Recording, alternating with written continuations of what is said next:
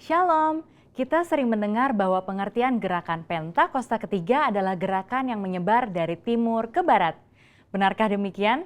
Sebenarnya pengertian ini lahir dari suatu konsep Alkitab yang diucapkan oleh Tuhan Yesus sendiri.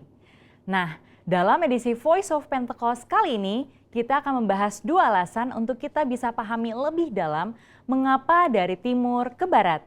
Alasan yang pertama secara alkitabiah. Di dalam Alkitab seringkali kita melihat pola yang bungsu menggantikan yang sulung. Seperti Ishak yang meskipun secara jasmani adalah adik dari Ismail, tetapi dia menggantikan posisi Ismail sebagai yang sulung dari rencana keselamatan Allah. Demikian pula dengan Esau dan Yakub. Di dalam Matius 19 ayat 30 dikatakan bahwa yang terdahulu menjadi yang terakhir, dan yang terakhir menjadi yang terdahulu. Ayat ini berbicara mengenai bangsa Yahudi sebagai yang pertama diberikan keselamatan, namun karena kekerasan hati sebagian besar dari mereka, maka keselamatan diberikan kepada bangsa-bangsa lain terlebih dahulu. Karena itulah penyebaran Injil dari perjalanan Paulus yang dituntun oleh Roh Kudus ialah mulai ke arah barat, seperti di Kisah Para Rasul 16, sesuai dengan sejarah gereja secara historik. Mulai dari Asia Kecil, menyeberang masuk ke benua Eropa, sampai akhirnya Injil menyebar ke seluruh benua Eropa itu sendiri. Lalu kemudian di abad pertengahan menyeberang ke benua baru yaitu Amerika. Dan sampai di penghujung abad, lengkaplah putaran Injil mengitari belahan bumi. Nah, dari Eropa dan Amerika inilah gerakan Allah sampai ke negara timur. Maka sekarang Pentakosta ketiga akan membawa lawatan Tuhan dimulai dari negara-negara timur, termasuk Indonesia, menuju ke barat dan pada akhirnya kembali ke Yerusalem. Haleluya! Alasan yang kedua secara praktikal. Kita tahu pasca Perang Dunia Kedua, negara-negara Asia mengalami pertumbuhan penduduk, kemajuan ekonomi, dan teknologi yang sangat signifikan. Contoh negara yang memimpin dunia di dalam bidang pertumbuhan penduduk yang bisa kita ambil adalah India dengan 1,1 miliar penduduk dan China 1,4 miliar penduduk. Dan ini sudah melebihi dari sepertiga penduduk dunia. Mereka tidak hanya mulai mendapatkan kemerdekaan secara politik, tetapi terjadinya suatu musim baru di dalam sejarah penyebaran Injil di belahan bumi timur. Berawal dari negara barat mengirimkan misionaris-misionarisnya ke negara Asia seperti Korea Selatan, China, Vietnam, dan Indonesia. Dan mulailah pertumbuhan gereja di negara itu sendiri. Dan hal ini menyebabkan kekristenan di negara timur berkembang dengan luar biasa. Bahkan hari-hari ini justru dari negara-negara timurlah yang mengirim misionarisnya ke barat untuk membawa kehidupan kepada kekristenan yang telah mati di sana. Di dalam kitab Yunus 4 ayat 10-11 dikatakan bahwa Allah sangat mempedulikan nasib kota Niniwe yang berjumlah lebih dari 120.000 orang. Benua Asia sudah mencakup 60% penduduk dunia, sekaligus 60% kekuatan ekonomi dunia. Prinsip yang sama juga berlaku, bagaimana mungkin Tuhan tidak peduli pada keselamatan 60% penduduk dunia.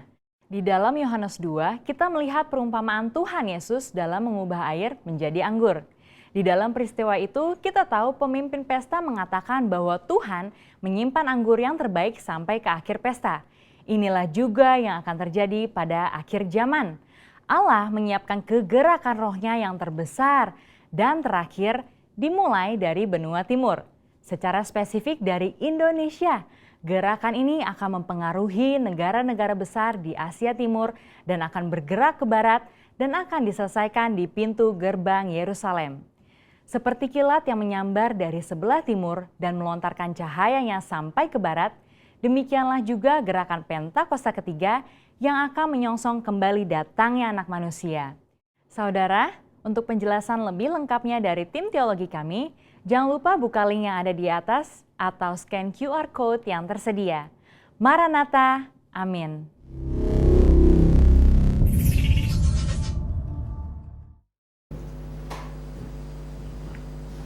Shalom semua jemaat yang dikasihi Kristus. Shalom. Apa kabar hari ini? Luar biasa. Haleluya. Kita sama-sama bangkit berdiri Bapak Ibu. Kita akan mendeklarasikan Mazmur 91. Dalam lindungan Allah.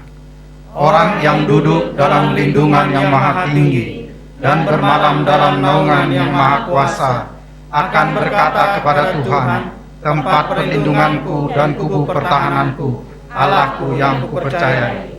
Sungguh dialah yang melepaskan engkau dari jerat penangkap burung, dari penyakit sampar yang busuk.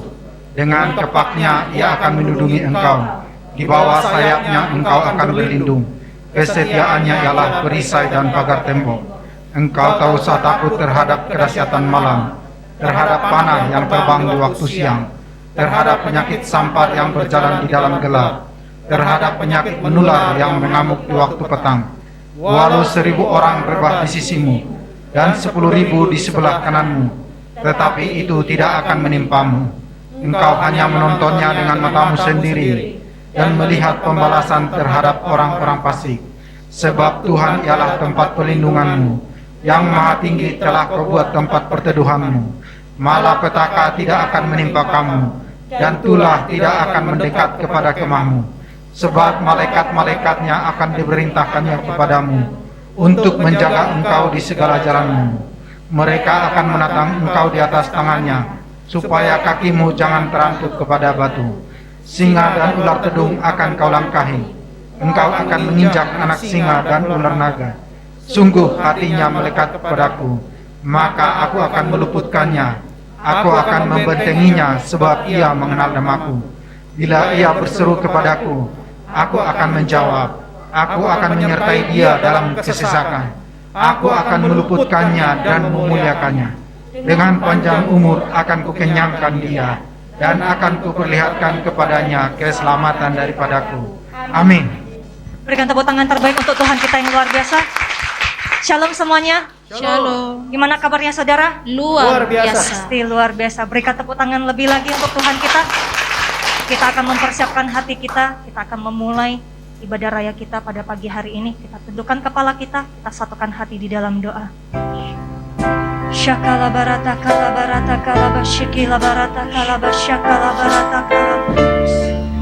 Shakala barata kala barata kala bashakala barata kala bashi. Shekala la la barata kala barata kala la la la barata kala bashi.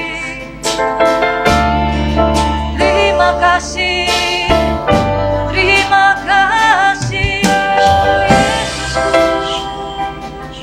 Kami bersyukur Tuhan, kami memuji-Mu.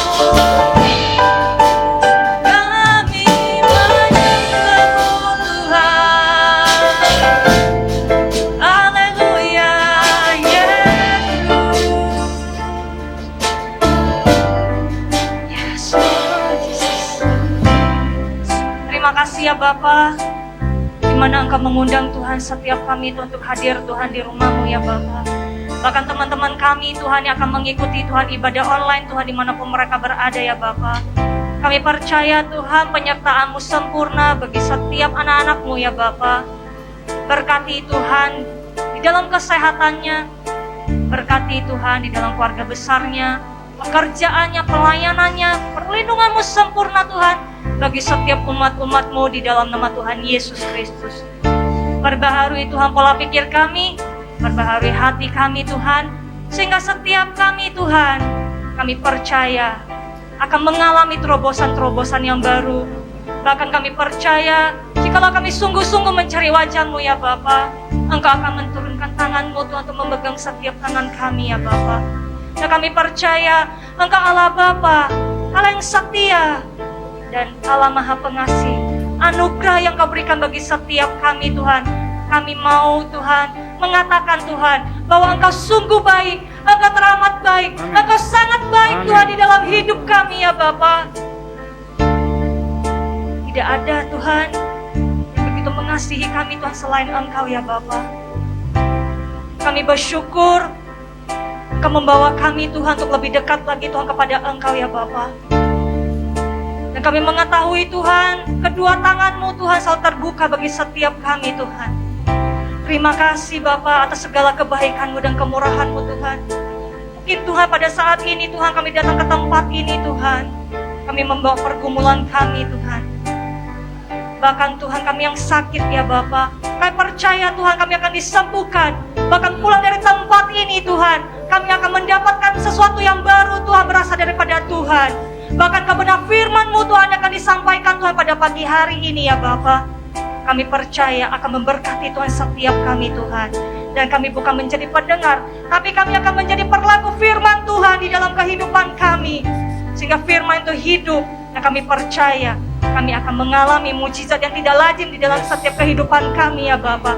Karena kami imani ya Tuhan, bahwa Engkau selalu berserta dengan kami ya Bapa. Terima kasih ya Bapa untuk kasih setia dan perlindungan-Mu Tuhan. Sertai Tuhan ibadah kami Tuhan dari awal pertengahan sampai akhir, sehingga semuanya akan berjalan dengan baik dan lancar. Di dalam nama Tuhan Yesus Kristus kami mengucap syukur dan berdoa. Kita sama-sama katakan amin. Berikan tepuk tangan terbaik untuk Tuhan kita yang luar biasa. Siap kita melompat untuk Tuhan? Amin. Amin. Ayo kita sama-sama tepuk tangan kita.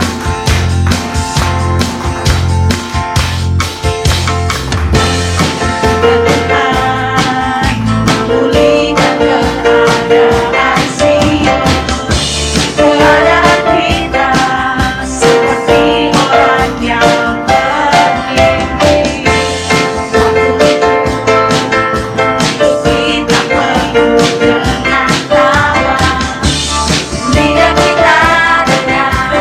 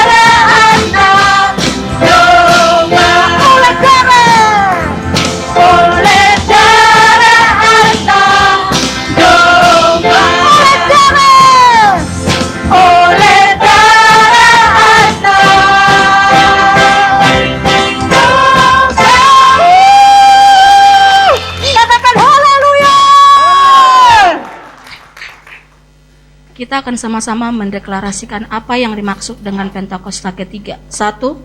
Pentakosta ketiga adalah pencurahan Roh Kudus yang dahsyat di zaman now, melebihi yang terjadi di Azusa Street. 2. Pentakosta ketiga akan mengakibatkan penuaian jiwa yang terbesar dan terakhir sebelum Tuhan Yesus datang kembali. 3. Pentakosta ketiga akan membangkitkan generasi Yeremia, yaitu anak-anak muda yang dipenuhi Roh Kudus, cinta mati-matian kepada Tuhan Yesus, tidak kompromi terhadap dosa, dan bergerak untuk memenangkan jiwa. 4. Pentakosta ketiga lahir di Indonesia dan bergerak ke bangsa-bangsa. Gerakan ini dari timur ke barat dan akan kembali ke Yerusalem. 5. Pentakosta ketiga akan memberikan kuasa untuk menyelesaikan amanat agung, dan setelah itu Tuhan Yesus datang kembali. Amin. Haleluya. Silakan duduk di dalam hadirat Tuhan. Ini waktunya kita akan memberikan yang terbaik untuk pekerjaan Tuhan di tempat ini. Kita siapkan hati kita. Terima kasih ya Bapa, Engkau menyertai kami, Engkau melindungi kami. Ini waktunya Tuhan, Engkau memberikan kami kesempatan untuk menabur ya Bapa. Bila setiap anak-anak-Mu Tuhan yang kembalikan Tuhan persepuluhan, persembahan khusus, persembahan ucapan syukur. Engkau Allah yang memberkati Tuhan setiap anak-anak-Mu ya Bapa. Dan kami percaya Engkau akan kembalikan Tuhan 100 kali lipat ke lumbung setiap anak-anak-Mu ya Bapa. Dan kami mau memberi Tuhan dengan sukacita berasal daripada Engkau. Di dalam nama Tuhan Yesus Kristus kami mengucap syukur dan berdoa. Kita sama-sama katakan amin.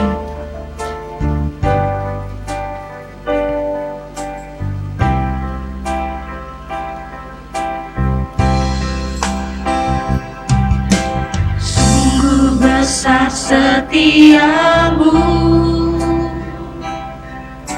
nyata di sepanjang hidupku. Darahmu telah layakkan kehidupanku.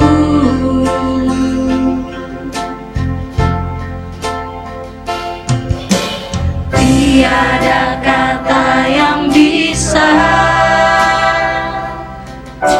lukiskan indahnya Kau Tuhan.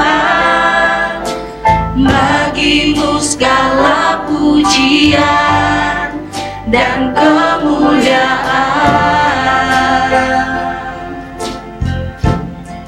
Ku tinggikan Engkau Tuhan, melebihi segalanya.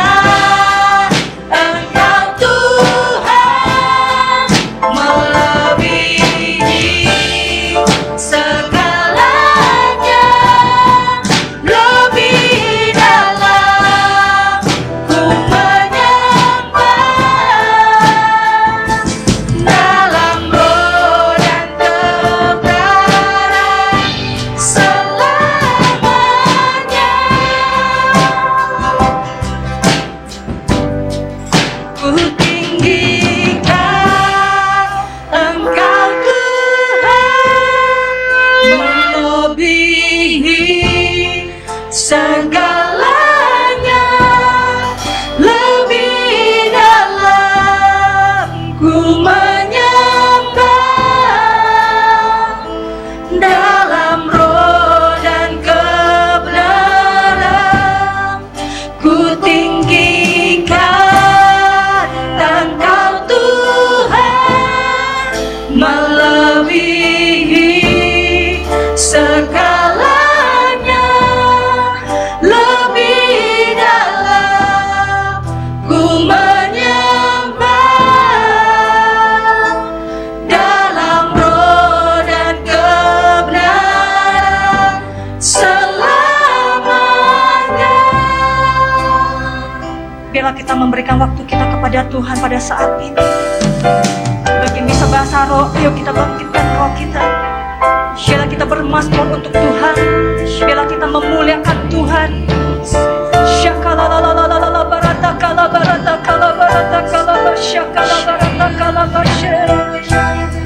Engkau yang mengetahui Tuhan isi hati setiap kami Tuhan pada saat ini Tuhan.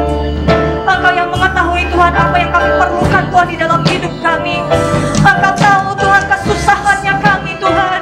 Engkau yang mengetahui Tuhan kesulitan kami ya Bapa. Pada saat ini kami datang ke hadapan-Mu. Kami hanya berharap kepada Engkau. Kami hanya mau bersandar kepada Engkau. Biarlah Engkau yang menolong setiap kami. Biarlah Engkau yang memampukan setiap kami untuk melewati masa sulit kami. Dan kami percaya Engkau tidak pernah Tuhan meninggalkan kami ya Bapa. Syakalalalala barata kala barata kala barata kala basyakalamu. Syakalalalala barata kala barata kala barata kala basyakala basya. Kami mau lebih sungguh-sungguh lagi Tuhan dalam hadirat-Mu Tuhan. Ajari kami untuk buka hati Engkau ya Bapa.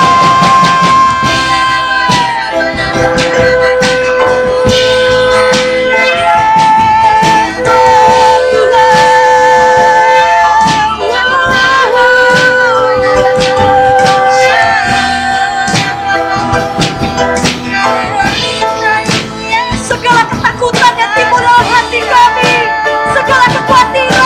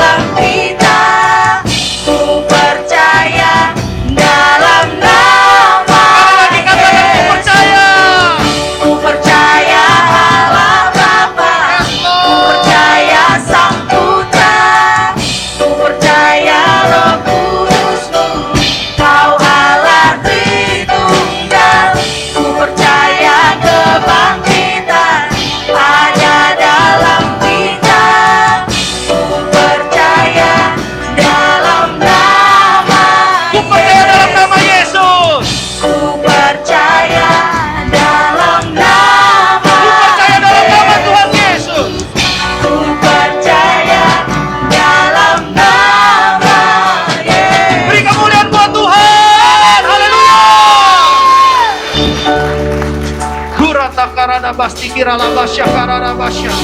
Kuniara labahina takana masih kira rabasya. Humaseena takara labasi kira rabasya.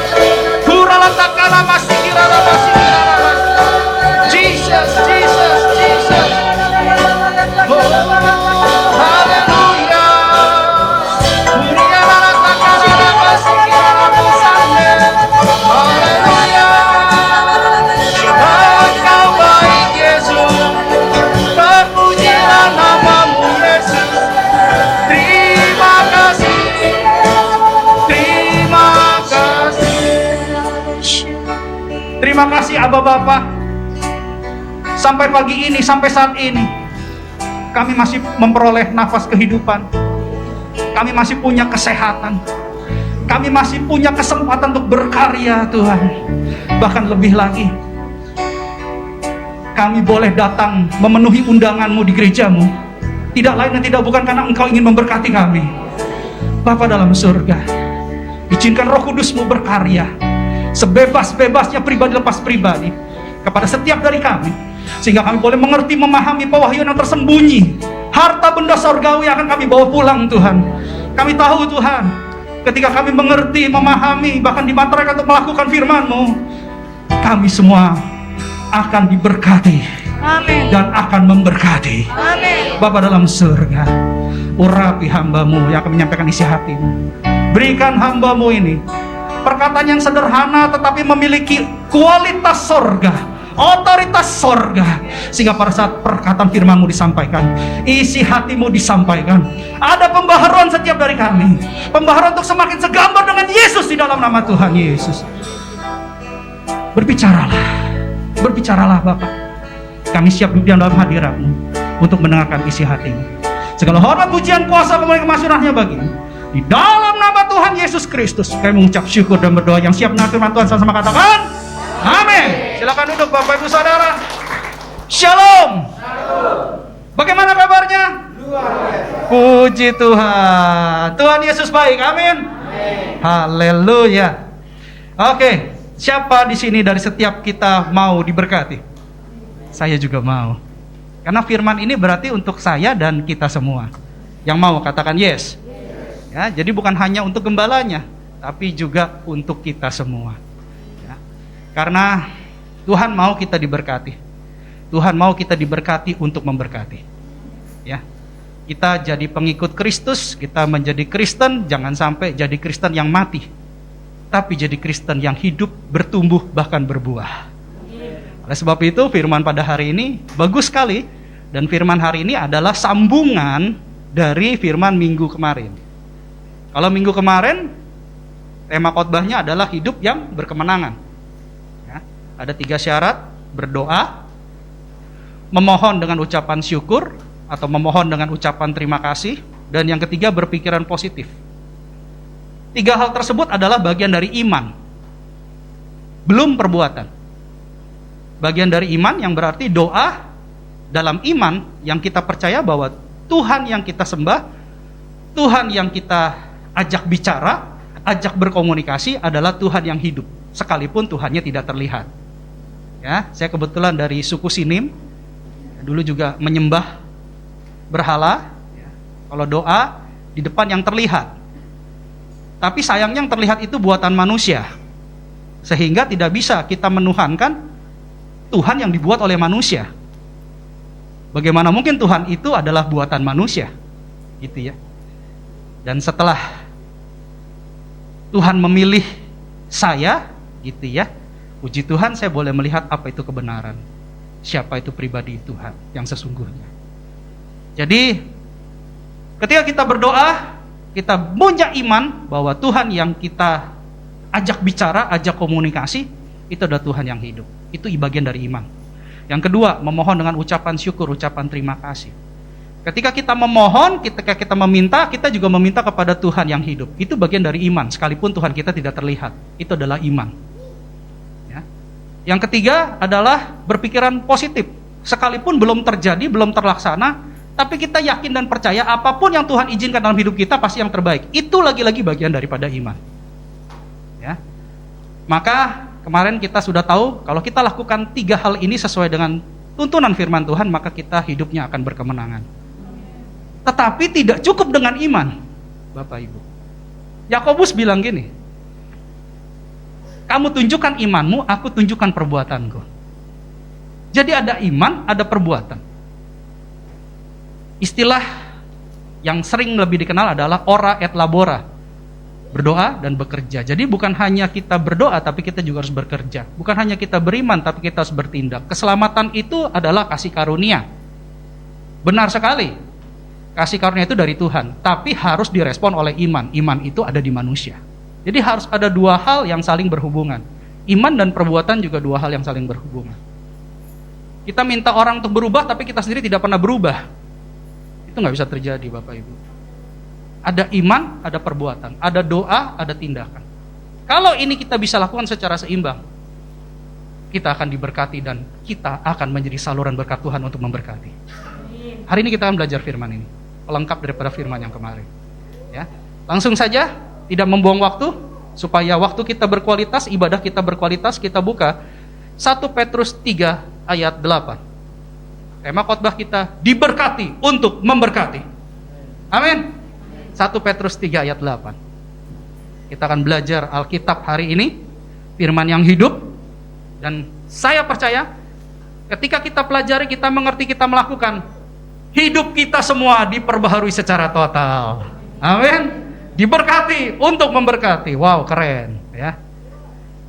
Demikianlah firman Tuhan, 1 Petrus 3 ayat 8. Dan akhirnya, hendaklah kamu semua seia sekata, seperasaan, mengasihi saudara-saudara, penyayang dan rendah hati. Ya. Berkat yang saya bicarakan hari ini, berkat yang firman Tuhan sampaikan hari ini, bukan berkat semasa kita belum mengenal Yesus. Saya seorang pengusaha, Bapak Ibu. Dan pengusaha saya bukan kecil-kecil. Mohon maaf, dalam kebodohan saya boleh menyampaikan kesaksian apa yang pernah saya alami. Ini dulu ruangan saya ini, mimbar ini ruangan saya. Dan saya pegang regionnya untuk Indonesia, bukan lokal. Tapi ketika saya dipanggil untuk jadi hamba Tuhan, ya, orang yang pertama kali menentang saya adalah keluarga. Kenapa? Karena kami hidup sangat-sangat berkelimpahan, dan tiba-tiba kami dipanggil untuk ikut Tuhan. Nah, itu tidak mudah. Nah, berkat pada saat itu sebelum mengenal Yesus, saya hanya berpikir berkat itu hanya sebatas uang. Sesuatu yang bisa kita beli, sesuatu yang bisa kita dapatkan. Tetapi saya lupa satu hal, apapun yang ada di dunia ini sifatnya sementara. Kita bisa beli, kita bisa dapatkan, tapi percayalah Bapak Ibu saudara-saudari sekalian, sifatnya hanya sementara. Saya tidak mengenal arti berkat yang kekal. Saya tidak mengenal pada saat itu arti berkat yang punya lifetime warranty. Tahu ya, lifetime warranty ya. Orang warrantinya cuma 1 bulan, 1 tahun, 3 tahun, kompresor 10 tahun. Tapi ada istilah lifetime warranty. Saya tidak mengerti itu. Saya hanya mengerti saya punya uang, saya bisa beli segalanya, saya punya semuanya, dan itu membahagiakan saya. Ternyata salah. Saya ambil contoh. Saya percaya di antara kita pernah mengalami kesusahan hati. Saya tidak tahu di sini kalau semuanya punya hati yang penuh sukacita, selalu ada. Sebelum kenal Yesus, saya tidak percaya. Saya percaya kita punya masalah hidup. Sekalipun kita bersama Yesus, kita pasti punya masalah hidup. Cuma bedanya, ketika kita bersama Yesus, kita punya Yesus. Waktu kita belum punya Yesus, kita punya masalah hidup ditangani oleh sendiri. Tapi kalau sekarang karena punya Yesus, ketika ada masalah hidup, kita berduaan dengan Yesus. Bedanya itu saja. Ya. Dan itu beda itu luar biasa signifikan, karena Yesus yang memegang kemenangan. Yesus mempunyai sumber kehidupan. Yesus bisa menyelesaikan semua masalah. Tanpa masalah. Ya. Bukan menyelesaikan masalah, lalu berlanjut dengan masalah. Tuntas, kalau Tuhan Yesus bekerja itu tuntas. Nah, pada saat itu, saya pernah mengalami kesusahan hati. Apa yang terjadi? Biasanya kalau orang dunia kesusahan hati, cari tempat-tempat yang bisa menyenangkan hati. Benar atau benar? Benar atau betul? Kebetulan atau kebenaran? Nah, jadi benar ya, jangan betul. Betul itu kebetulan ya. Kita sama Tuhan gak ada kebetulan, semuanya kebenaran. Oke ya. Nah, jadi biasalah saya pergi ke tempat-tempat yang menyenangkan hati saya. Minum-minuman keras gitu ya, nyanyi-nyanyi karaoke gitu ya. Pada saat saya mabuk, pada saat saya bernyanyi, mungkin hati saya pada saat itu senang. Masalah saya hilang. Tapi pertanyaan saya, ketika tempat karaoke-nya sudah tutup, kita harus kemana? Pulang. Ketika mabuknya hilang, kita harus ngapain? Tidur. Setelah tidur, kita sadar. Kesusahan hatinya masih ada nggak? Artinya sementara kan? Uangnya hilang, susahnya nggak hilang. Benar ya? Tapi kalau sama Tuhan, itu beda. Berkat yang dari Tuhan, itu termaterai Bapak Ibu. Dia bukan sementara. Dia bukan sementara. Dan berkat yang dari Tuhan tidak bisa didapatkan di dunia, tidak bisa dibeli dengan uang. Itu yang saya tidak dapatkan pada saat saya belum mengenal Yesus. Nah, oleh sebab itu hari ini kita bicara tentang berkat, yang berbicara berkat dari Tuhan, bukan yang diberikan oleh dunia. Jadi berkat ini termaterai. Berkat ini membawa damai sejahtera yang melekat di hati. Bukan sementara waktu, bukan sukacita, tapi damai sejahtera. Sukacita kan saya sudah bilang, sukacita itu kelihatannya dari mimik wajah, dari ketawa, dari sikap kita karaoke senang-senang. Ya kan? Kita nyanyi-nyanyi, kita lompat-lompat gitu ya. Mabuk ketawa-ketawa, nggak tahu yang diketawain apa. Itu sukacita, tapi bukan damai sejahtera. Tapi Tuhan memberi berkat damai sejahtera ada di hati.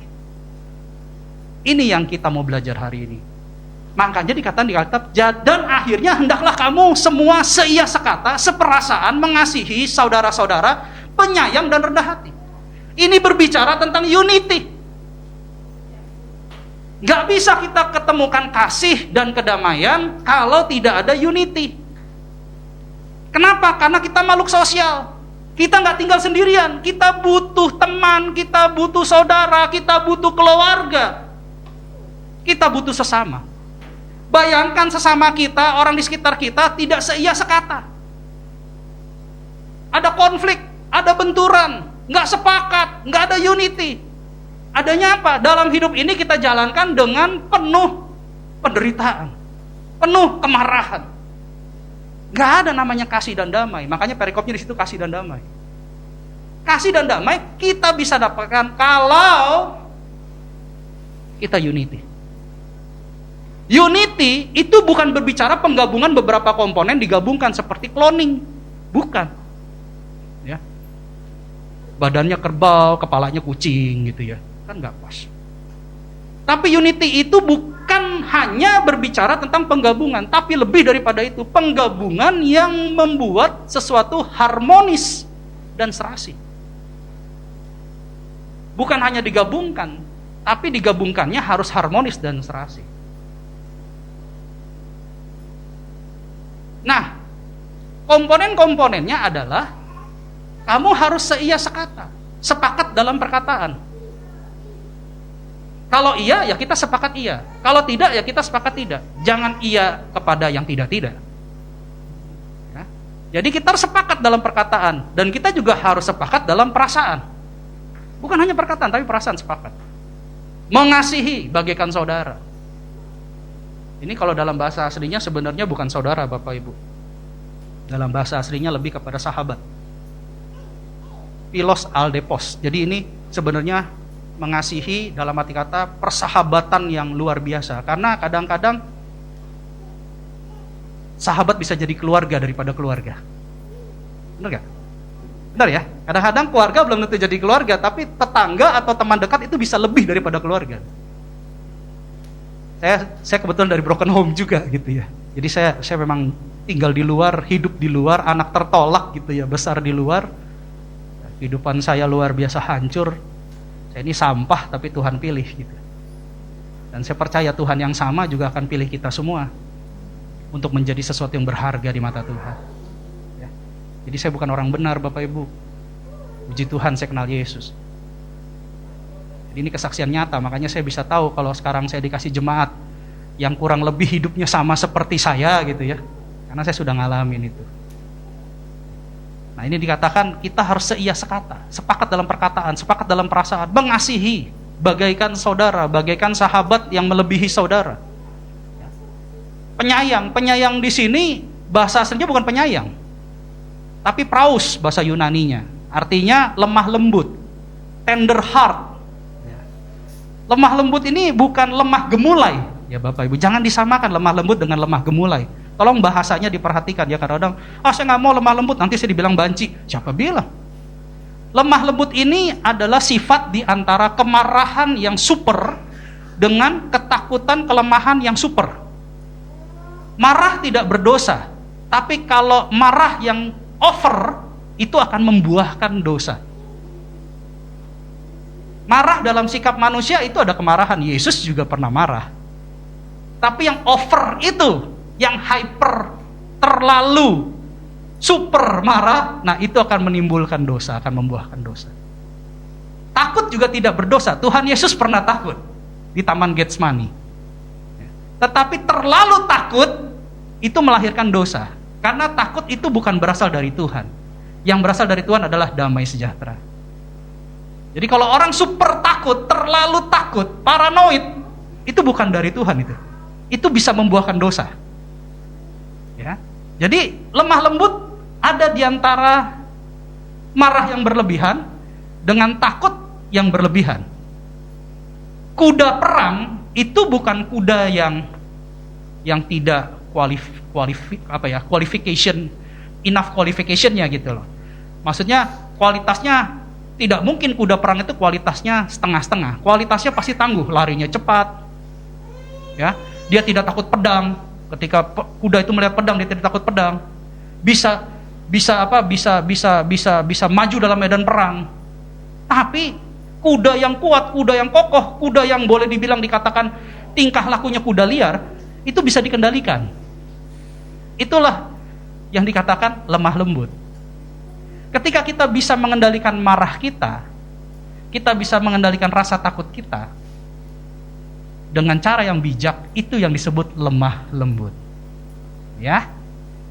Jadi ini bukan penyayang, sebenarnya bahasa aslinya lemah lembut. Ya, lemah lembut. Dan rendah hati. Kita tahu lawannya rendah hati apa? Tinggi hati. Artinya dalam keunitian kita tidak boleh meninggikan diri. Kita tidak boleh merendahkan orang lain. Tapi kita harus saling merendahkan hati kita, ya, membuat orang lain merasa berharga. Ini rendah hati. Jadi dalam keunitian ada komponen-komponennya, yaitu sepakat dalam perkataan, sepakat dalam perasaan, mengasihi, ya, menyayangi atau lemah lembut, ya, bahasa asli lemah lembut, dan punya kerendahan hati. Maka percayalah, di dalam keunitian ini, dalam penggabungan ini, ada keharmonisan dan keserasian. Jadi nggak bisa kita main gabung-gabung aja. SDM digabungin gitu ya. Belum tentu bisa ada unity tuh. Bisa di dalam, bisa ada gontok-gontokan. Dalam keluarga pun itu belum tentu ada unity. Makanya rahasia ini besar. Kalau kita mengerti rahasia ini, kita punya rasa keunitian seperti kata Alkitab, percayalah, keluarga yang unity pasti ada kasih dan damai sejahtera. Itu yang kita cari kan sebenarnya. Ketika kita ke kantor ada kedamaian, ketika kita pelayanan ada kedamaian, ketika kita pulang ke rumah ada kedamaian. Wow, itu berkat yang luar biasa. Caranya dari mana? Dimulai dari diri kita dulu. Kita harus sepakat, kita harus sehati, kita harus mengasihi, kita harus lemah lembut, dan kita harus rendah hati. Ini yang pertama. Lanjut, ayat berikutnya. Sebelum saya lanjut, ayat berikutnya saya tambahkan satu lagi. Mungkin salah satu penjelasan yang bisa kita praktekkan langsung. Contohnya, anak sama orang tua. Ya. Anak sama orang tua, anak pasti memikirkan orang tua. Tetapi itu kurang tepat, Bapak Ibu. Dalam keunitian, anak harus mengetahui pemikiran orang tua. Saya ulang lagi. Ini hikmat, kata-kata hikmat yang saya dapatkan semalam ketika saya berdoa. Saya tanya sama Roh Kudus, saya untuk menjelaskannya gimana supaya jemaat di tempat ini pulang dia bisa praktekkan gitu. Karena saya percaya nggak mudah cari berkat unity, nggak mudah. Ya, nggak mudah. Tapi kita bisa lakukan. Dan kita pasti berhasil melakukannya kalau disertai oleh Roh Kudus. Saya kasih contohnya gini, anak pasti memikirkan orang tua, tetapi itu kurang tepat. Seharusnya yang lebih tepat, anak mengerti pikiran orang tua. Apa bedanya? Ketika anak memikirkan orang tua, anak melakukan sesuai dengan pikiran anak, sebatas logikanya si anak, karena anak memikirkan orang tua. Kapasitas anak ya sebatas itu, dia memikirkan orang tua. Tapi ketika dia belajar untuk mencari tahu apa yang dipikirkan orang tua, makanya anak melakukan berdasarkan pikiran yang dipikirkan oleh orang tua. Ketika anak melakukan sesuatu kepada orang tua karena dia pikirkan orang tua, belum tentu itu yang dimaui oleh orang tua. Tapi kalau dia mengerti apa yang dipikirkan orang tua, apa yang dia lakukan itu akan berkenan kepada orang tuanya. Paham nggak? Ya. Jadi ini unity seperti ini. Ketika kita punya pasangan, kita memikirkan pasangan kita. Mungkin yang kita lakukan menurut kita terbaik untuk pasangan kita. Tapi yang lebih baik untuk sebuah keunitian, kita coba mencari tahu apa yang dipikirkan pasangan kita, sehingga apa yang kita lakukan sesuai dengan apa yang dirindukan pasangan kita. Ini keunitian. Makanya ada seperasaan, ada satu sepakat dalam perkataan, sepakat dalam perasaan, mengasihi, ya, lemah lembut dan rendah hati. Ini key point dalam praktikalnya. Jadi berusahalah untuk mencari tahu apa yang dirindukan pasangan kita. Orang tua berusaha mencari tahu apa yang dipikirkan anak kita. Anak berusaha mencari tahu apa yang dipikirkan orang tuanya. Kalau ini terjadi ada keunitian. Sama dengan pelayanan. Pelayanan juga gitu. Berusaha untuk cari tahu bagaimana kita bisa menjadi berkat, melengkapi.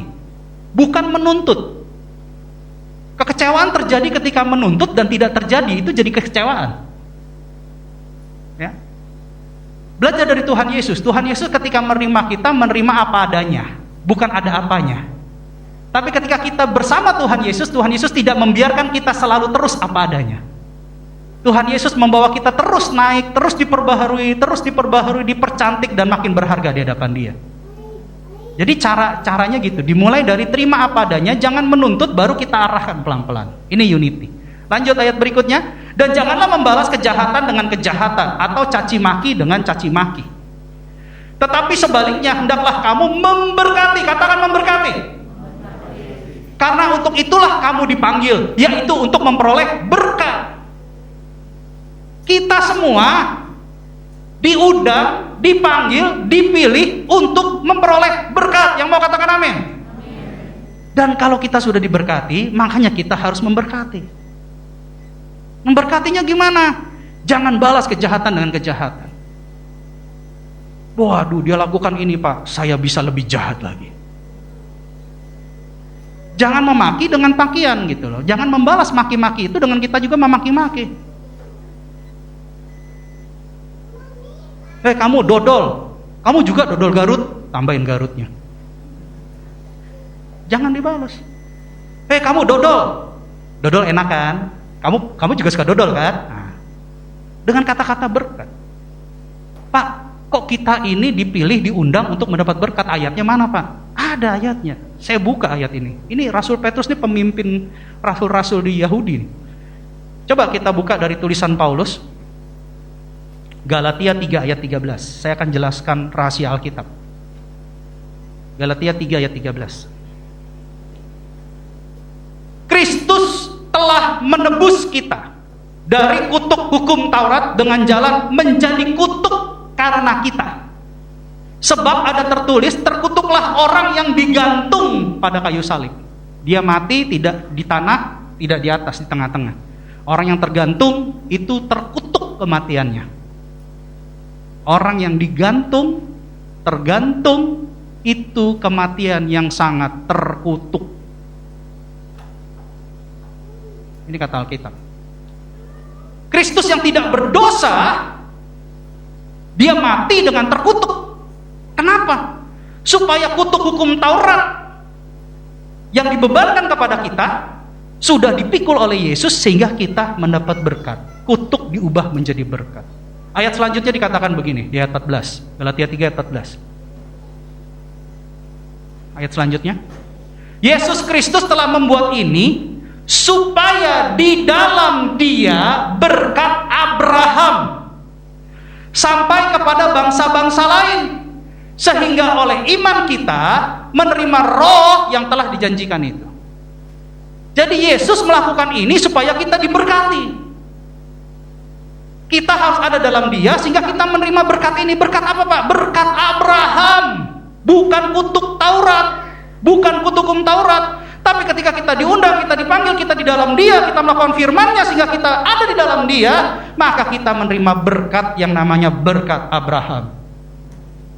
Apa sih berkat Abraham, Pak? Saya nggak ngerti. Kejadian 12 ayat 2. Kejadian 12 ayat 2. Ini rahasia-rahasia Alkitab. Kejadian 12 ayat 2. Aku akan membuat engkau menjadi bangsa yang besar dan memberkati engkau serta membuat namamu masyhur, dan engkau akan menjadi berkat. Diberkati dan memberkati. Itu berkat Abraham. Memberkati engkau dan membuat namamu masyhur. Sekarang saya tanya, kalau kita meninggal, kita meninggalkan dunia, yang tinggal apanya? Nama. Di batu nisan yang tertulis apa? Nama. Enggak tertulis kan? Rumah Orchid Blocks ini punya ini, mobil 3 biji. Di batu nisan cuma tulisannya apa? Nama. Tanggal lahir, tanggal pulang. Nama. Ya. Makanya di sini berkat Abraham, Allah memberkati Abraham menjadi bangsa yang besar, memberkati engkau, membuat namamu. Tapi nggak berhenti sampai di situ. Diteruskan di sini, engkau akan menjadi berkat, diberkati untuk memberkati. Melalui siapa? Melalui Yesus. Kita semua diundang, dipanggil untuk di dalam Yesus. Rahasia ini besar, Bapak Ibu. Ya, rahasia ini besar. Ayo kita balik lagi 1 Petrus 3 ayat 9. Ya, 1 Petrus 3 ayat 9 yang tadi, ayat tadi. 1 Petrus 3 ayat 9. Jadi, karena kita sudah diberkati dan harus memberkati, karena itu adalah berkat Abraham, maka janganlah membalas kejahatan dengan kejahatan. Janganlah membalas kemarahan dengan kemarahan. Janganlah membalas caci maki dengan caci maki. Tapi kita harus jadi berkat. Kejahatan dibalas dengan kebaikan. Jangan hanya istilahnya Miss Glow, Mr. Glow, supaya bersinar, bercahaya karena kita anak-anak terang. Tapi tambahin kata-katanya, Miss and Mr. Glow in the dark. Di dalam kegelapan kita harus bersinar. Ya. Jadi kita harus jadi berkat. Karena kita memang dipanggil untuk diberkati. Itu kita. Itu kita di dalam Tuhan. Ya. Tuhan Yesus sudah berkorban. Jangan sampai karyanya sia-sia. Kalau kita punya rumah sudah lama nggak ditempati, ya, lalu kita masuk ke rumah itu, kita buka keran air. Airnya warna apa? Kotor ya, keruh ya. Tapi kalau air yang terus berjalan, terus mengalir, airnya jernih nggak? Itu konsep diberkati dan memberkati.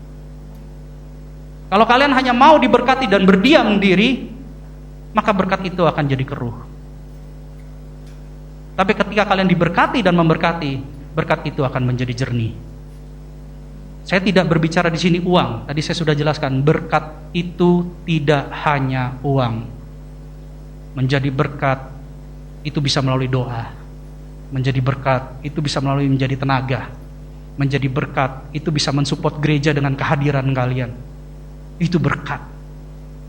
Bukan selalu uang. Uang itu adalah milik Tuhan. Kita diizinkan menikmati berkat untuk semakin cinta Yesus. Tapi bukan memiliki berkat. Ya. Karena apapun yang di dunia ini hanya dipinjamkan sementara.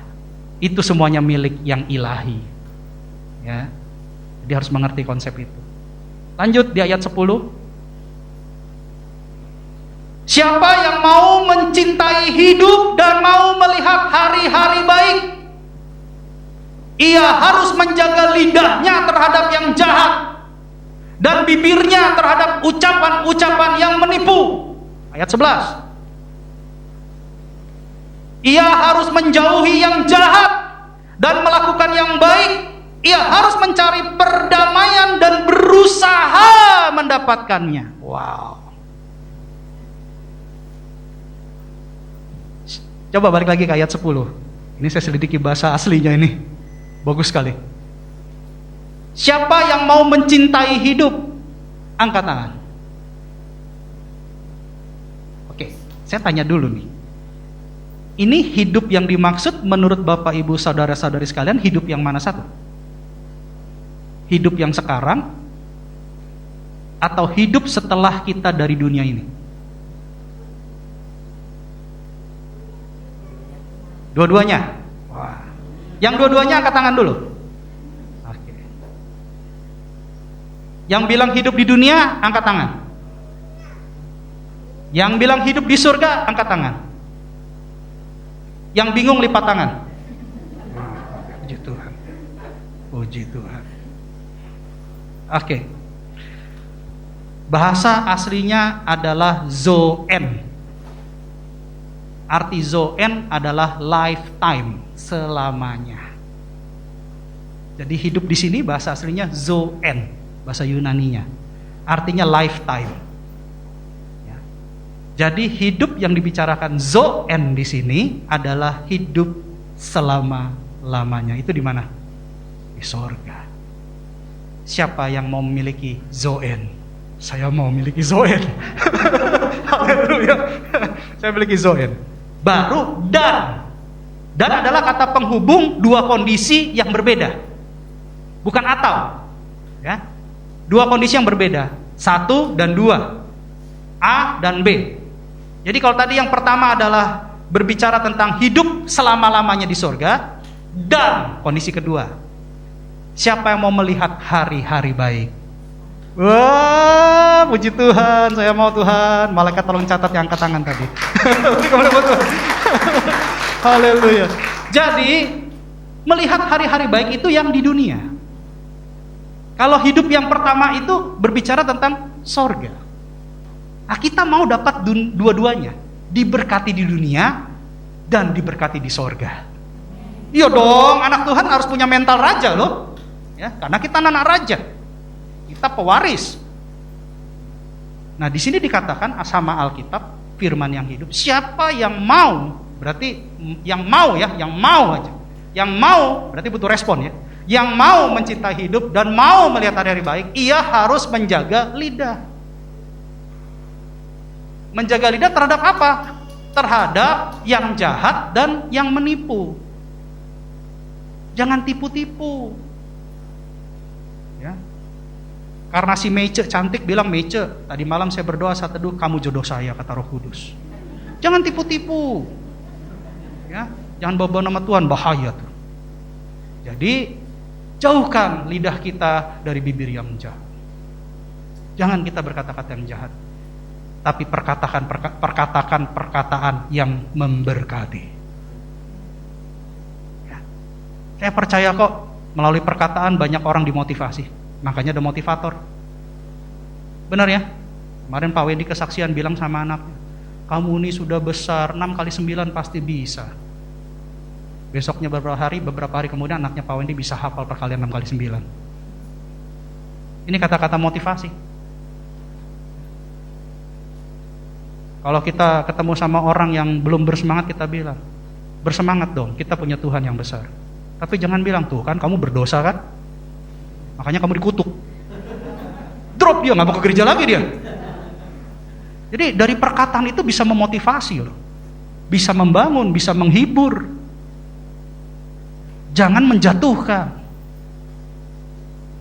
Jangan membuat orang yang di hadapan kita punya mental seperti itu karena perkataan kita. Kita yang mencetak dia dengan perkataan kita. Kamu tidak berguna, kamu tidak berhasil dan beruntung, kamu kurang ajar. Tercetak dia. Tercetak kita dengan perkataan itu. Perkataan itu bisa buat orang mati loh. Banyak orang bunuh diri karena putus cinta dari handphone. Perkataan. Tapi banyak orang meloncat-loncat kegirangan karena diterima cintanya dari handphone. Perkataan. Makanya perkataan kita harus jadi berkat. Lalu di ayat 11 dikatakan perkataan dengan perbuatan. Ia harus menjauhi yang jahat dan melakukan yang baik. Kalau kita sudah tahu ini nggak benar, ini nggak sesuai firman, jauhi. Jangan terus kita punya mental gini, nggak apa-apa ya Tuhan, semuanya kan buat kebaikan. Nggak apa-apa ya Tuhan, saya berbohong sedikit kan untuk kebaikan. Nggak apa-apa ya Tuhan, saya maling sedikit kan untuk kebaikan. Robin Hood, dia merampok bangsawan-bangsawan untuk membagikan uangnya kepada masyarakat kecil. Kegiatannya baik, yes. Perbuatannya baik, yes. Perbuatannya benar, tidak. Jangan negosiasikan baik dengan yang benar. Benar itu pasti baik, baik itu belum tentu benar. Tolong bedakan. Jangan mengatasnamakan kebaikan lalu kita bilang itu kebenaran. Belum tentu. Kebenaran pasti kebaikan, kebaikan belum tentu kebenaran. Makanya ada istilah, nggak apa-apa bohong sedikit, yang penting baik. Tapi kalau kita dalam kebenaran, bohong besar, bohong kecil, tetap bohong. Black magic, white magic, tetap magic. Dosa besar, dosa kecil, tetap dosa. Ya, jadi hindari yang jahat, lakukan yang baik. Kedua, kita bukan hanya mencari perdamaian, tapi mengusahakan. Orang ini jahat, orang ini susah berdamai Pak dengan saya Pak. Setiap saya ngomong pikirannya negatif. Saya ngelakuin ini, lalu mereka berkata-kata negatif. Tetapi kita harus mencari dan berusaha. Minta hikmat sama Tuhan, doa sama Tuhan. Percaya Tuhan kasih hikmat. Akhirnya kita mendapatkan perdamaian. Ketika kita berdamai dengan orang tersebut, percayalah, pasti ada kasih dan juga kedamaian di tempat kita berada. Anak Tuhan itu di mana kita berada, harusnya yang jelek-jelek hilang, yang bagus-bagus tambah. Kebohongan-kebohongan hilang, kejujuran bertambah. Keributan hilang, kedamaian bertambah. Itu fungsinya anak Tuhan, diberkati untuk memberkati. Bukannya datang malah jadi rusuh. Ya kan? Adik kakak datang, tumben nih adik kakak datang, kok dilihat kayak adik kakek. Ya kan? Dianggap yang ini lebih tua gitu, jauh lebih tua. Itu kan jadi kata-kata gak memberkati. Mungkin bercanda tapi gak memberkati. Itu perkataan dan ada perbuatan. Pak, jadi Bapak tadi bilang iman dan perbuatan, tapi kok ada perkataan di tengah-tengah. Jadi maksudnya apa nih perkataan perbuatan? Kita buka Kolose 3 ayat 17, saya jelaskan di sini. Kolose 3 ayat 17. Kolose 3 ayat 17. Dan segala sesuatu yang kamu lakukan dengan perkataan atau perbuatan, lakukanlah semuanya itu dalam nama Tuhan Yesus, sambil mengucap syukur oleh Dia kepada Allah Bapa kita. Apa yang kamu lakukan dengan perkataan. Atau, kata penghubungnya di situ atau, artinya sama nilainya. Perkataan dan perbuatan itu senilai. Jadi kalau kita berkata-kata itu artinya kita juga berbuat. Makanya perkataan itu efeknya besar sekali. Apalagi anak-anak Tuhan. Anak-anak Tuhan punya Roh Kudus. Jangan sembarang berkata-kata. Ketika kalian berkata-kata ada kuasa Roh Kudus yang keluar. Jaga perkataan, buang perkataan sia-sia, gantikan dengan perkataan-perkataan yang memberkati. Maka percayalah berkat itu akan turun dari surga. Perkataan dan perbuatan itu seimbang Bapak Ibu. Dan harusnya kita lakukan semuanya, baik perbuatan maupun perkataan kita lakukan dengan mengucap syukur kepada Allah Bapa di surga dalam nama Tuhan Yesus. Terima kasih Bapak, saya hari ini boleh sehat. Saya boleh melayani lagi. Dalam nama Tuhan Yesus. Saya berapa hari ini sakit, puji Tuhan hari ini saya bisa melayani lagi. Makanya kemarin saya minta doanya. Terima kasih buat doanya. Dan saya sudah sehat hari ini. Mengucap syukur lewat perkataan, lewat perbuatan, melayani, mengucap syukur. Terima kasih Bapak, saya boleh membagikan firman. Mengucap syukur, perkataan perbuatan. Percayalah hidupmu akan melimpah dengan ucapan syukur. Gak ada yang namanya tercuri damai sejahteranya. Ketika mau tercuri, apapun yang Tuhan lakukan, pasti yang terbaik. Terima kasih Tuhan Yesus. Mengucap syukur, mengucap syukur, mengucap syukur. Jadi perkataan dan perbuatan itu seimbang. Kalau kita mau melakukan itu, baik perkataan kita, baik perbuatan kita yang selalu memberkati, percayalah kita akan memperoleh hidup dan melihat hari-hari yang baik. Amin. 1 Petrus 3 ayat 12, ayat terakhir. 1 Petrus 3 ayat 12. Sebab mata Tuhan tertuju kepada orang-orang benar, dan telinganya kepada permohonan mereka yang minta tolong. Tetapi wajah Tuhan menentang orang-orang yang berbuat jahat. Saya tertarik menyelidiki tentang orang-orang benar di sini, karena saya mau tahu definisinya orang benar di mata Tuhan. Bukan orang benar di mata manusia. Karena kalau orang benar di mata manusia pasti standarnya standar manusia. Yaitu apa? Ya, ke gereja rajin, menara doa rajin, gitu ya. Itu standarnya manusia karena dilihat oleh mata. Tapi standarnya Tuhan kan yang dilihat adalah hati. Jadi standar orang benar menurut pandangannya Tuhan, saya pelajari bahasa aslinya, saya coba cari rahasia-rahasia ini, adalah orang yang mau melakukan firman Tuhan tanpa syarat. Nah, kamu harus ke gereja ya. Boleh Tuhan, tapi Tuhan tembusin dulu tender 10 juta baru saya ke gereja. Jadi kayak transaksi bisnis gitu ya. Jangan.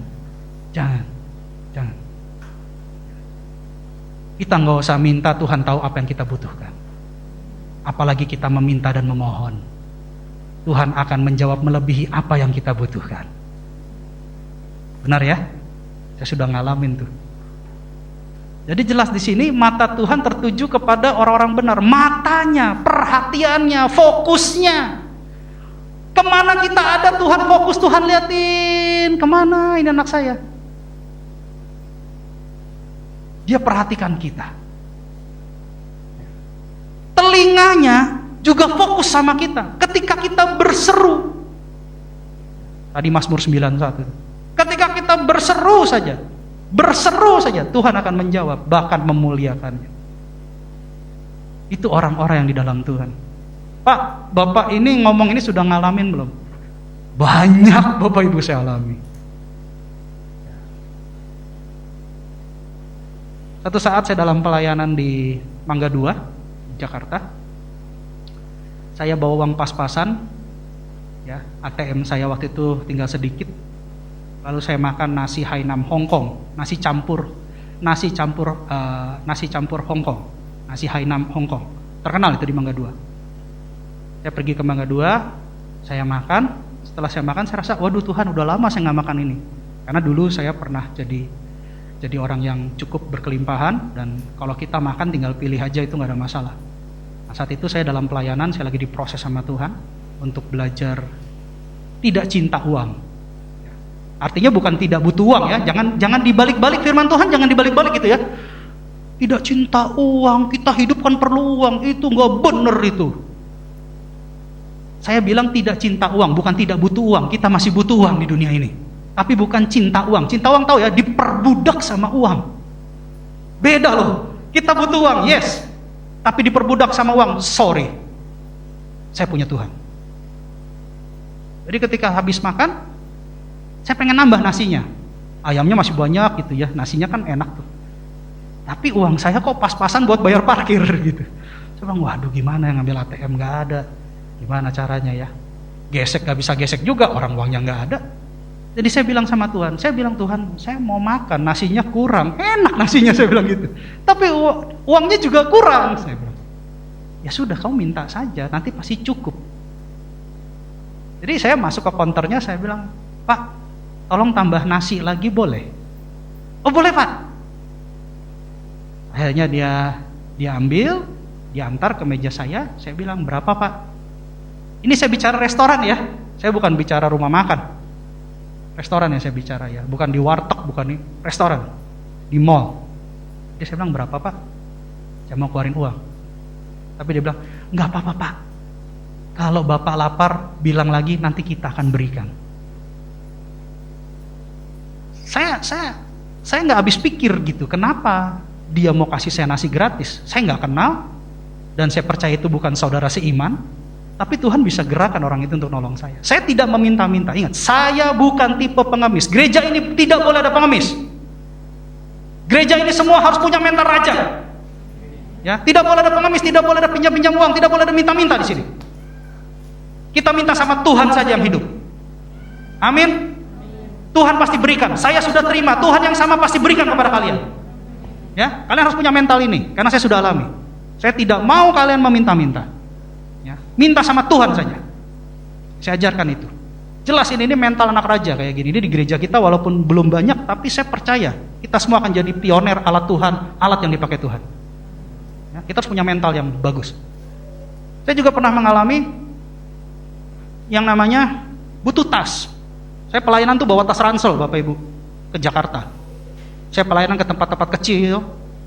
Sudah jadi gembala, sudah. Jadi selama saya datang doa pengerja di Jakarta, saya melayani kul-kul atau komsel-komsel yang kurang mampu. Saya datang, yang tikusnya lewat. Kalau kita lagi muji nyembah, atau tikus lewat, tikus lewat gitu.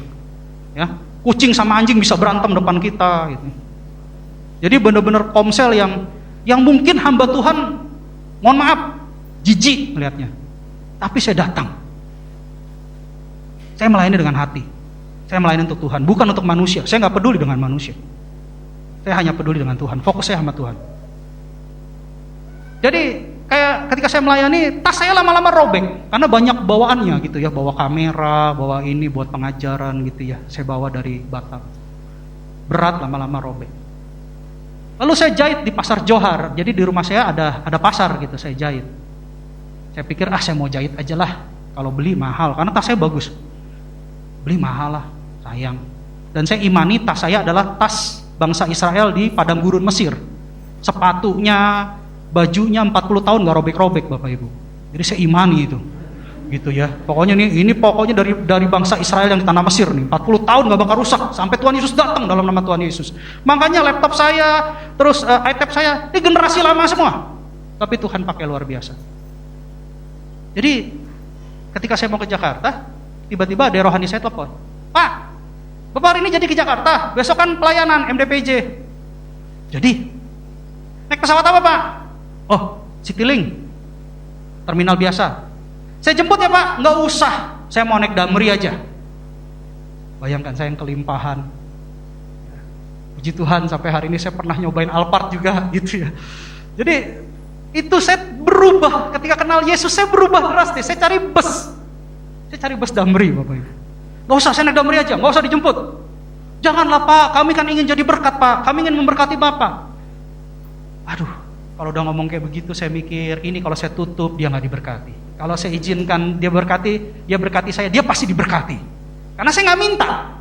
Dengerin kata-kata saya tidak minta, mereka menawarkan. Jadi saya bilang, ya sudahlah kalau kalian memaksa. Dijemputlah saya. Dijemput, diajak makan. Dia tahu kesukaan saya hokben Bapak Ibu. Di Batam nggak ada ya, hoka-hoka bento. Ya, suka sekali saya pakai bento spesial itu, saya biasanya makan itu. Jadi dia tahu kesukaan saya dibawa makan hoka-hoka bento. Setelah makan, saya diantar pulang dari airport. Setelah diantar pulang, dia bilang gini, Pak, di belakang ada plastik matahari tuh. Saya bilang, plastik matahari? Punya kamu, Fer? Iya, punya kita, gitu ya. Tapi dia langsung bilang begini, itu buat Bapak loh. Kok buat saya? Iya, kami tiba-tiba waktu doa dikasih tahu sama Tuhan, kami suruh berikan ini buat Bapak. Hah? Berikan apa? Pokoknya Bapak buka deh. Itu dari Tuhan. Dia bilang begitu. Jadi terus udah gitu, setelah saya buka, ternyata dalamnya tas Bapak Ibu. Tas yang luar biasa, yang bagus, kelasnya sama dengan tas lama saya. Saya nggak pernah cerita Bapak Ibu saya butuh tas. Gak pernah saya cerita. Tapi Tuhan tahu. Ketika kita meminta dengan tulus dan kita benar di depan Tuhan, telinganya akan mendengarkan permohonan kita. Pakai uang nggak? Enggak. Makanya saya bilang uang bukan segala-galanya. Banyak hal-hal yang terjadi yang luar biasa. Salah satunya waktu saya beli rumah di Orchid Park. Ya, tapi kalau saya terusin jadi panjang. Nah, ini lucu sekali gitu ya ceritanya. Tapi kalau Tuhan mau berikan kita berkat, gak ada satu kuasa pun yang bisa meng-cancel berkat Tuhan. Bagaimanapun caranya, bagaimanapun jahatnya iblis gak bakal bisa, Bapak Ibu. Karena Tuhan perintahkan berkat. Berkat itu akan ngejar kita. Kita udah tolak-tolak, berkat itu akan ngejar kita. Karena dia diperintahkan oleh Tuhan untuk memberkati kita.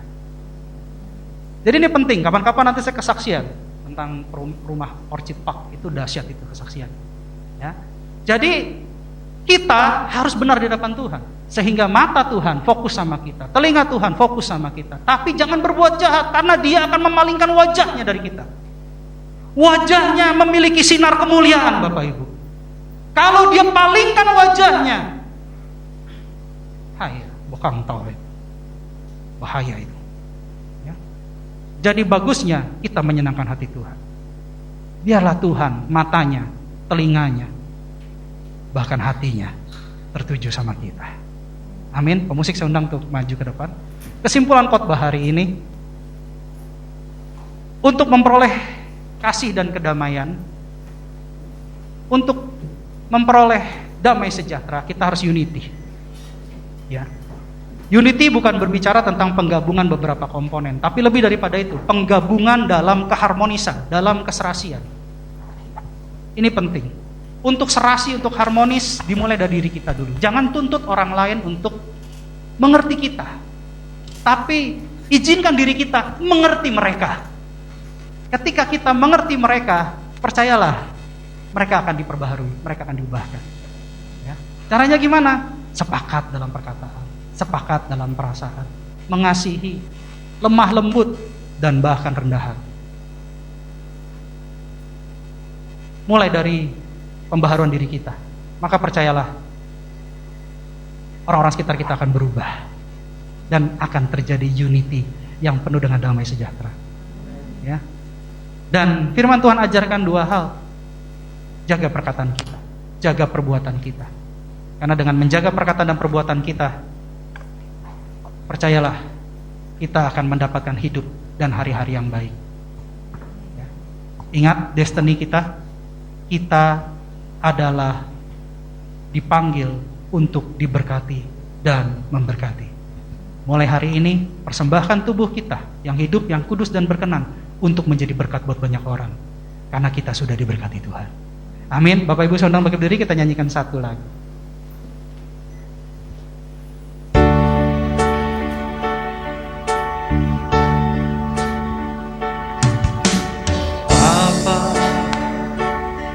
Persembahkan tubuhku sebagai persembahan yang hidup, kudus, dan yang berkenan padamu, sebagai ibadah yang sejati. Katakan dari awal, Bapa, ku persembahkan. Bapa,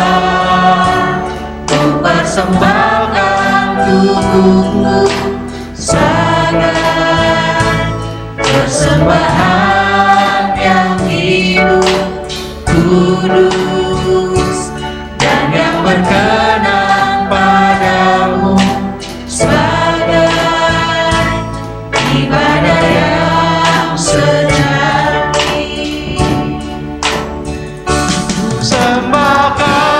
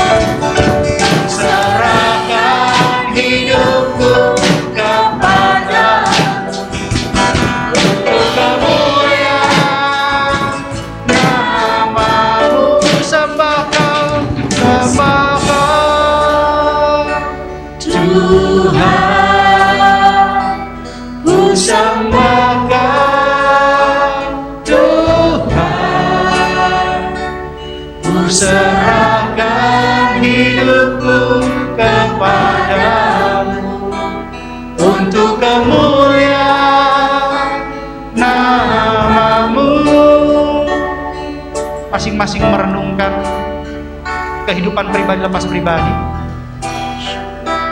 bahwa ya, kita memiliki iman. Kita memiliki iman percaya kepada Tuhan Yesus yang hidup. Tetapi apakah perbuatan kita sudah mengikuti iman kita? Apakah perkataan kita sudah mengikuti iman kita? Karena kita beriman, kita punya Tuhan yang baik, Tuhan yang besar, Tuhan yang hidup, Tuhan yang memberkati. Tapi apakah kita setelah diberkati menjadi berkat buat orang lain? Apakah kita hanya beriman kepada Tuhan tapi kita tidak berbuat untuk menjadi berkat bagi sesama? Bagaimana dengan perkataan kita? Bagaimana dengan perbuatan kita? Sedangkan Alkitab mengatakan kita dipanggil, kita diundang untuk diberkati dan untuk memberkati. Yesus sudah mati di kayu salib supaya kita tidak mendapatkan kutuk hukum Taurat, tapi supaya kita mendapatkan berkat Abraham. Coba renungkan pribadi lepas pribadi dan berjanji sama Tuhan, bilang sama Tuhan, Tuhan Yesus, mulai hari ini saya berjanji Tuhan, bahwa perkataan saya, perbuatan saya dengan pertolongan Roh Kudus akan menjadi berkat buat banyak orang. Perbaharui setiap dari kami anak-anak-Mu Tuhan. Biarlah mulai hari ini kami semua berkata-kata yang mengandung berkat Tuhan, bertindak yang mengandung berkat Tuhan, sehingga kami semua akan menjadi saluran berkat Tuhan di dalam nama Tuhan Yesus. Dan kami percaya Tuhan, ketika Engkau memakai kami menjadi saluran berkat, maka hidup kami pasti diberkati di dalam nama Tuhan Yesus. Terima kasih, terima kasih. Ku sembah Tuhan, ku sembah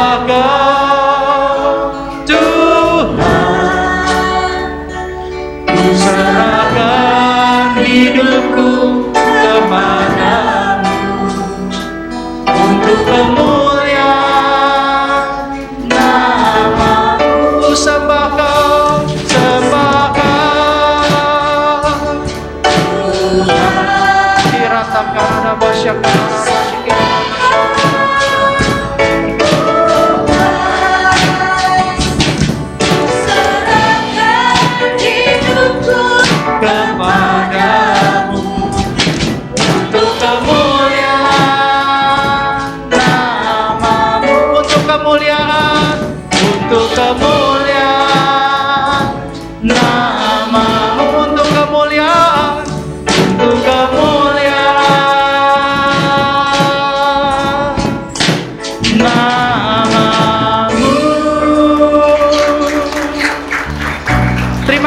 Bapa, buat firman kebenaran-Mu. Kami percaya firman kebenaran-Mu akan membuat kami diperbaharui, membuat kami diberkati, membuat kami menjadi saluran berkat Tuhan yang hidup bagi hormat dan kemuliaan Tuhan di dalam nama Tuhan Yesus. Mulai hari ini Roh Kudus akan memampukan kami berkata-kata dan bertindak yang memberkati sesama bagi hormat dan kemuliaan Tuhan di dalam nama Tuhan Yesus.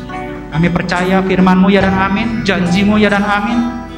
Kami akan memperoleh hidup dan kami akan melihat hari-hari yang baik bagi hormat dan kemuliaan-Mu di dalam nama Tuhan Yesus. Terima kasih Bapa buat firman-Mu. Terima kasih. Materaikan firman-Mu yang kami dengar hari ini menjadi bibit yang subur di ruang tanah hati kami, ke bawah berakar, ke atas bertumbuh, dan bahkan menghasilkan banyak buah yang boleh dinikmati oleh kami, keluarga kami, bahkan sesama bagi hormat dan kemuliaan-Mu di dalam nama Tuhan Yesus. Terima kasih Bapa. Mari kita persiapkan hati kita, buka tangan kita, buka pintu hati kita selebar-lebarnya di hadapan Tuhan untuk menerima berkat yang terbaik dari Tuhan. Kekasih-kekasih Kristus, sama seperti Engkau membuka kedua tangan-Mu dan pintu hati-Mu di hadapan Tuhan, pintu surga, saat ini juga terbuka di hadapanmu. Pulanglah dan bawalah berkat perkataan yang memberkati, berkat tindakan yang memberkati, berkat saluran berkat yang hidup dari Tuhan, bahkan berkat kesehatan, berkat kelepasan, berkat kemenangan, berkat keberhasilan, berkat keberuntungan, berkat Abraham, Ishak, dan Yakub, bahkan shalom dari Allah Bapa kita di surga melalui Tuhan kita Yesus Kristus dan persekutuan yang manis bersama dengan Roh Kudus mulai hari ini sampai Tuhan Yesus menjemput kita di awan-awan yang permai. Sebagai orang percaya yang sudah menerima berkat Tuhan, mari